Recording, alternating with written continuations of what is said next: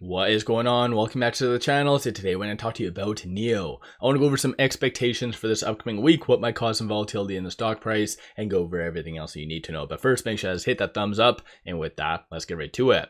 So NIO on Friday was a crazy roller coaster, did have a low of 685, and then you did have a very strong push in the second half of the day. A lot of that had to do with FOMO because we did and were going to get the monthly numbers for October. And so they came in at 40,397, an increase of 92.6% year over year. And so far, year to date in 2025, we're sitting at 241,000 in change, and so that's a increase year over year of 42%. So definitely deserving of a round of applause. So the market come Monday is going to be digesting this, and in my opinion, I think it's going to really like it. Aside from that, though, a little bit more of a further breakdown. We did have 17,143 for NIO, 17,342 for Onvo, and then 5,900 for Firefly. So Firefly definitely is lagging, in my opinion. I think there was just a lot of high expectations, but given all the recent kind of expansion news, it should do fairly well, maybe in the next couple months. Aside from that, starting off with macro data, we don't really have too much coming out this upcoming week. We have the balance of trade, but as I've brought up in the past, a lot of these data points, if they were to come in negative, for instance, that might potentially justify some sort of stimulus. But based on some of the recent comments, it doesn't look like China is really humoring that up until maybe December. So I don't really see many of these data points really moving Chinese stocks. When it comes to companies putting out their earnings, we do have a lot of big companies and a lot of speculative stocks as well. So I think that could really move the market. And through that, NIO would get moved through algorithmic trading. But we have Palantir, him and hers, AMD, and all that. And then speaking of earnings, I was oddly enough anticipating NIO to put out their monthly numbers and also the date of their upcoming earnings. But surprisingly enough, they didn't really announce that. And so I think in general, that should be announced most likely, I would assume, this week, because historically it's always about the second/third week of November. So logically, it would be most likely announced sometime this week. And so that could cause a little bit of potential FOMO. But aside from that, the only other thing that really came out over the weekend thus far is this. So today, NIO did officially roll off the assembly line 300,000 ES6s. And so good stuff as far as that. So another good milestone. Generally, the market does like these types of updates and normally really moves up higher because of that. So you have now the market going to be digesting this alongside the monthly numbers.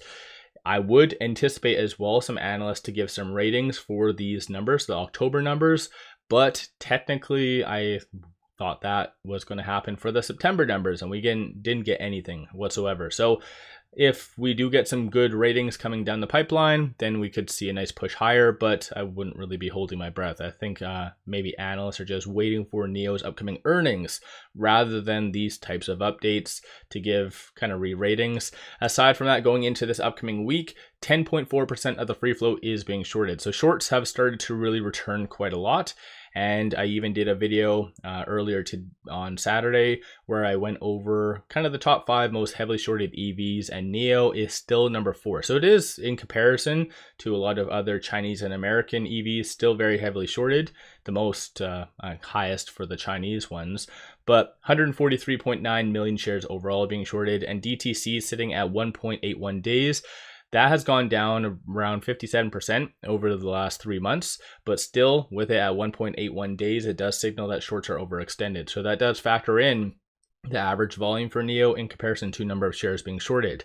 So I know a lot of people really want NIO to be a squeeze play. I realistically don't see that happening with their upcoming earnings and the guidance that they give for, let's say, kind of break even or even profitability. That will be in among itself a natural deterrent for shorts.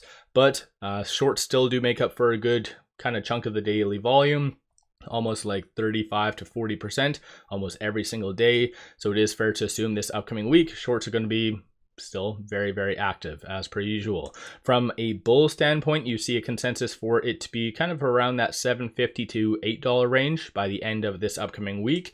Bears are anticipating for it to be kind of sub $6.50 to $7. So given where we are at, definitely a lot more upside. And I think even though I didn't do a video on Friday, my apologies on that, but I definitely did see NIO really break higher and just said F you to that $7 range. So it didn't even budge. It just broke right past that. So it is fair to assume that is going to be a strong support going forward.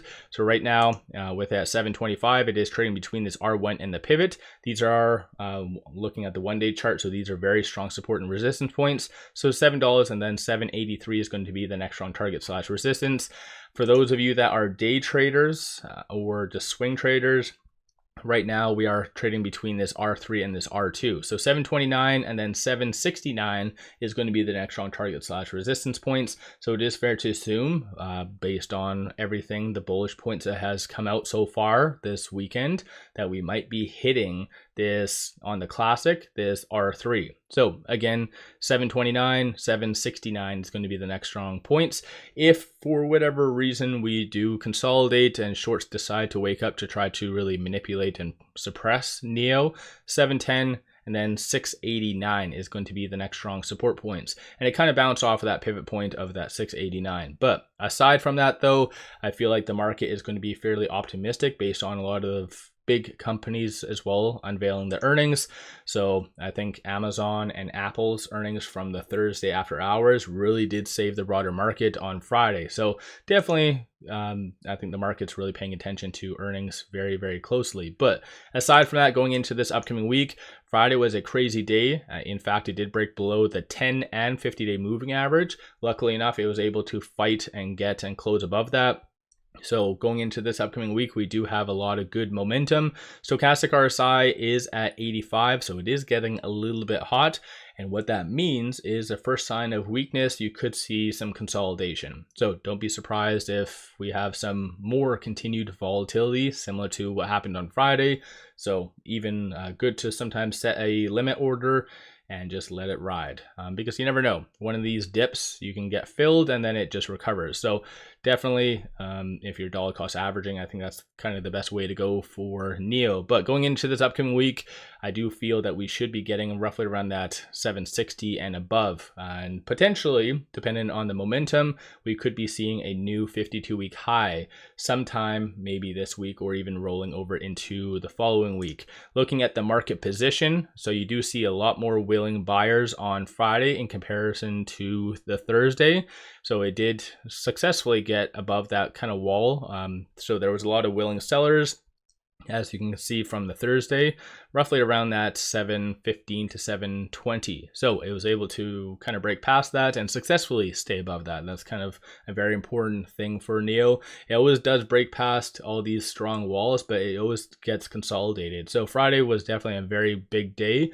Aside from all of that though, you can kind of see some of the recent news are already talking about their monthly numbers. So I think the market's going to get very hyped up over the weekend because of this and really push higher. And like I said, you never know. We might get some new ratings coming down the pipeline. And if they are, let's say, double digit, that's just a matter of time before we do get double digit ratings.